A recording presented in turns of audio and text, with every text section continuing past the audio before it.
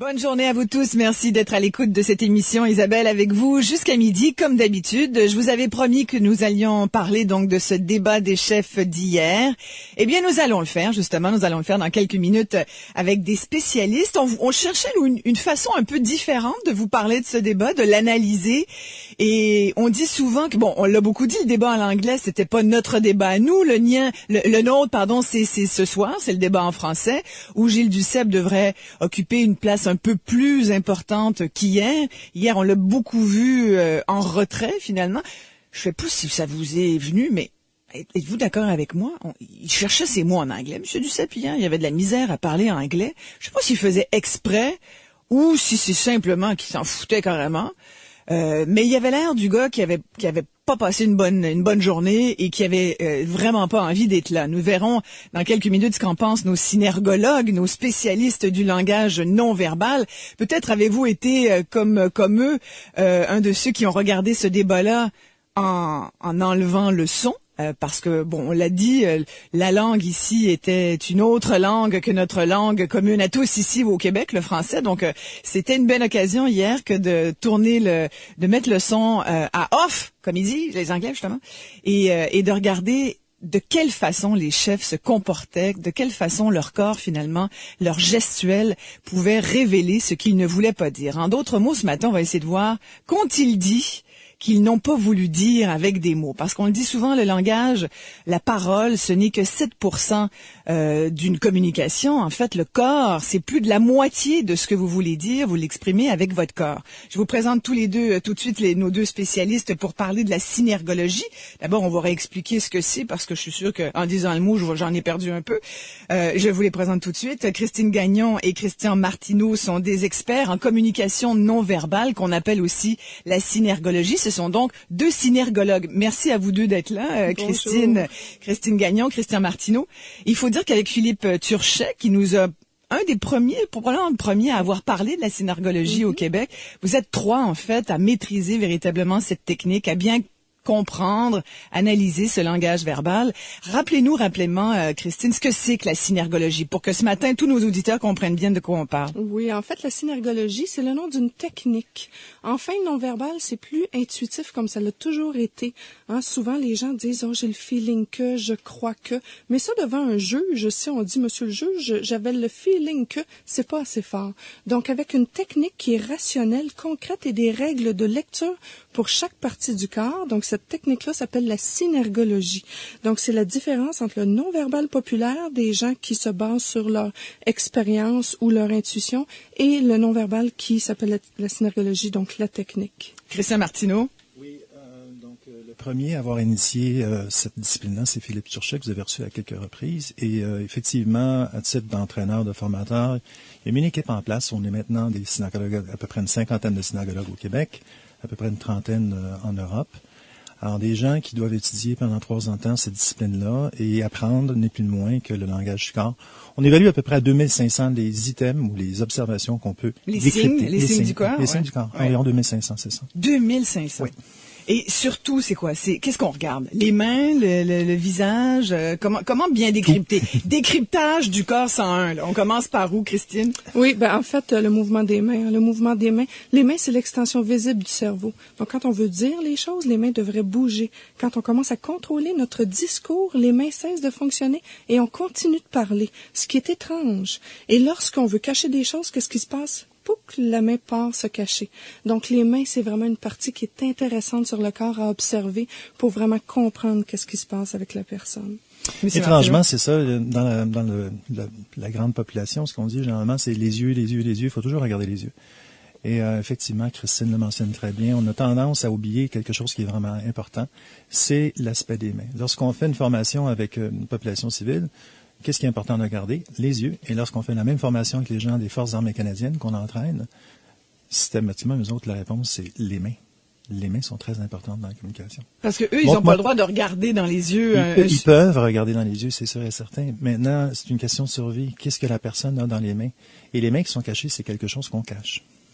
Bon, alors je vous ai presque obligé à regarder le débat des chefs en anglais hier. On l'aurait fait. Vous l'auriez fait de toute façon, vous vous amusez à regarder ça. Oui, c'est certain. On va faire un premier tour. Votre sentiment général par rapport à ce débat d'hier? Je commence par Christine. Oui, en fait, le sentiment général qui est, je crois, partout dans les médias également, Monsieur Harper, qui a très bien performé au niveau du non-verbal, de la communication. Il a été très spontané dans ses deux mains. Hein. Les deux mains étaient très ouvertes. Et puis, voilà. Donc, je pense que c'est celui qui a le plus performé jusqu'à date là, au niveau du non-verbal. Ignacef a été un peu surprenant. On croyait, Christian et moi, là, qu'il allait être un peu moins actif au niveau du non-verbal, et finalement, il l'a bien été. Oui. Donc, on ira dans les détails après des chefs. Si je continue avec Layton, votre impression à vous, Layton a bien performé. C'est l'espèce d'individu qu'on voudrait toujours avoir dans sa belle famille ou aller manger avec, parce qu'on le regarde même dans les illustrations où est-ce qu'on voit les individus dans les journaux, c'est toujours celui qui est le plus attachant. Mais en même temps, on lui attribue la gestuelle d'un premier ministre. Et la grande victime hier, on pense bien, c'est Jean Duceppe, malheureusement, qui, Gilles Duceppe, excusez-moi, qui, malheureusement, comme vous l'avez mentionné, a eu sa part de difficulté, ouais. Beaucoup plus de rougeur que de sourire, c'est sûr et certain. Oui, il avait l'air de pas avoir digéré, je sais pas quoi, ou de pas vouloir être là.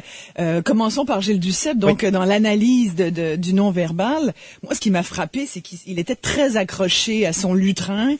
Comme pour s'empêcher de je sais pas quoi. Bon, vous en avez compris quoi de sa gestuelle? En fait, plus on est à l'aise, moins on a besoin d'appui. Alors, ça peut être des appuis de tout type. Si je suis mal à l'aise, je peux m'appuyer sur le mur. Lorsque je parle à quelqu'un, je peux m'appuyer sur une chaise, je peux m'appuyer sur un bureau. Et dans le cas de Gilles Duceppe, bien évidemment, c'était toujours son lutrin. C'était son ancrage. On a vu aussi, comme vous l'aviez dit en prémisse d'émission, les pieds qui sont décalés, quelqu'un qui est prêt à quitter. Mais surtout, le lutrin, c'est très, très, très embarrassant. Il était vraiment... il manquait d'ancrage au niveau des pieds et beaucoup d'ancrage au niveau du lutrin. Donc, une forme d'inconfort, c'est visible, c'est très, très, très visible. Même dans les interventions, lorsqu'on parle, je vous parle présentement, mes mains bougent. Chose que lui n'était même pas capable de faire à ce moment-là. C'était trop difficile pour lui. Oui, on l'a vu pointer du doigt aussi. Christine, vous avez compris quoi là de la gestuelle de Gilles Duceppe? Oui, en fait, Gilles Duceppe a été celui qui a été le plus battant. C'est-à-dire que son corps était penché en avant. Lorsqu'on est en position attaque, notre corps penche vers l'avant et puis vraiment, on est en attaque. On est à l'intérieur du débat. Donc, ça a été celui qui a été le plus en attaque dans le débat. Par contre, malheureusement, M. Duceppe n'a pas un visage souriant dès le départ. Donc, aucune ride de sourire. On a peur des rides, sauf que ça nous indique si la personne sourit souvent ou pas. Donc, aucun ride vraiment de sourire. Et puis, donc, toujours, nous, on appelle ça une émotion négative, hypertonique, livrée à l'autre. Ce que c'est que c'est une émotion qui est pas vraiment positive. Donc, il est en débat, il combat, donc il n'est pas nécessairement dans une émotion positive. Hypertonique, c'est que tout son corps est rigide parce qu'il fonce en avant. Et livré à l'autre, c'est que là, il va directement à l'autre. Il ne lâchait jamais des yeux, Monsieur Harper, même si les adversaires ou ses coéquipiers, disons, posaient des questions, il ne lâchait pas des yeux, donc il ciblait royalement là, son adversaire principal. Il l'a même pointé du doigt. Oui, absolument, et ça a été étonnant, hein, parce habituellement, on prend un crayon, on ose le faire avec un crayon, quelque chose, donc lui, évidemment, il n'y avait pas cette option-là. Quand on pointe du doigt, parce que c'est dans votre livre, j'ai pas encore parlé de votre livre « Voir mentir », qui est un guide, justement, pour comprendre tous ces outils importants sur la détection du mensonge. Ça, c'est carrément un mensonge, on va en parler un petit peu plus tard, mais là-dedans, entre autres, il y a des photos qui montrent certains gestes qui sont couramment utilisés.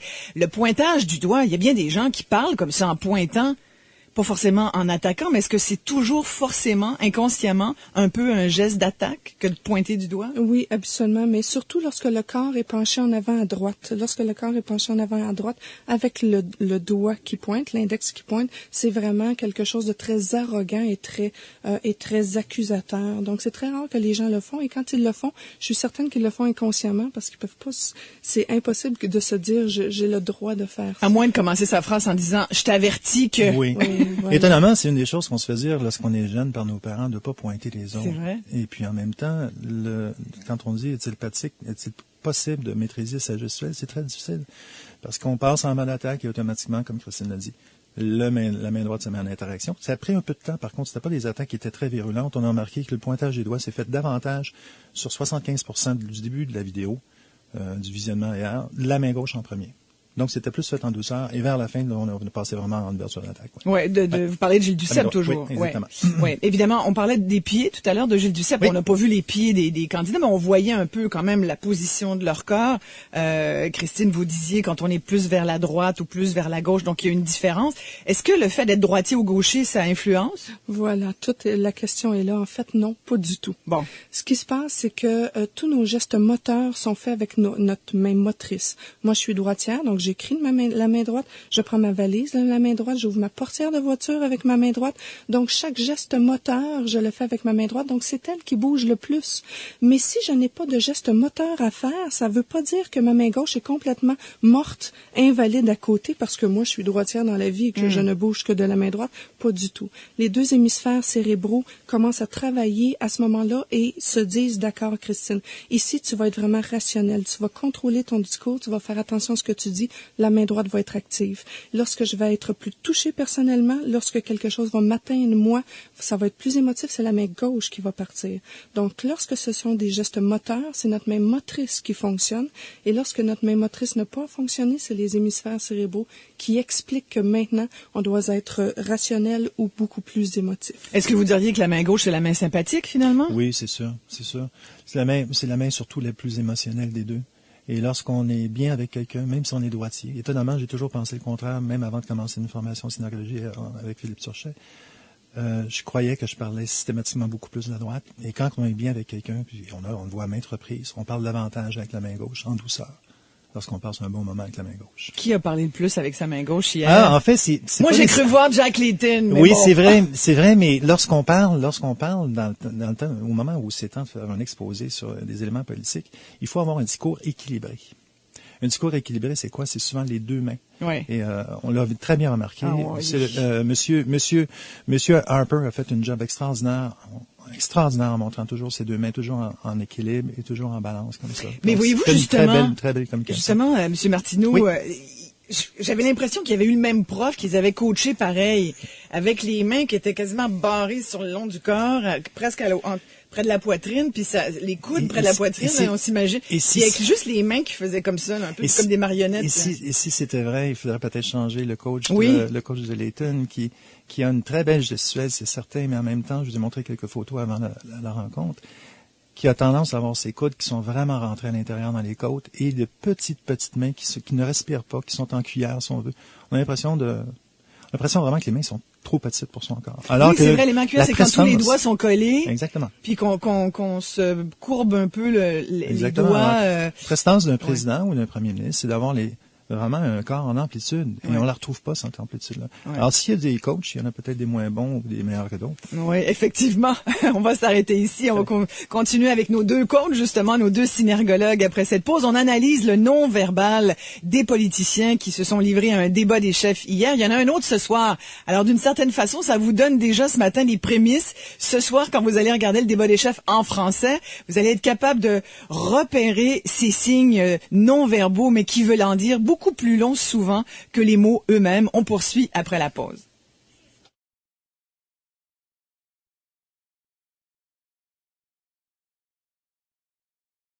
Alors, si vous avez regardé le débat des chefs en anglais hier soir, vous avez peut-être votre petite idée à savoir qui a gagné le débat. Évidemment, il y a des gens qui ont dit que personne n'était ressorti véritablement de ce débat-là.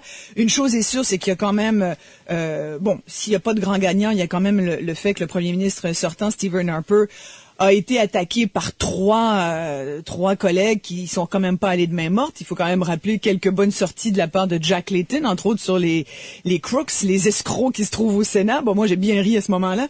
Mais donc, alors, évidemment, ne pas perdre dans le cas d'un premier ministre sortant, c'est presque une façon de gagner.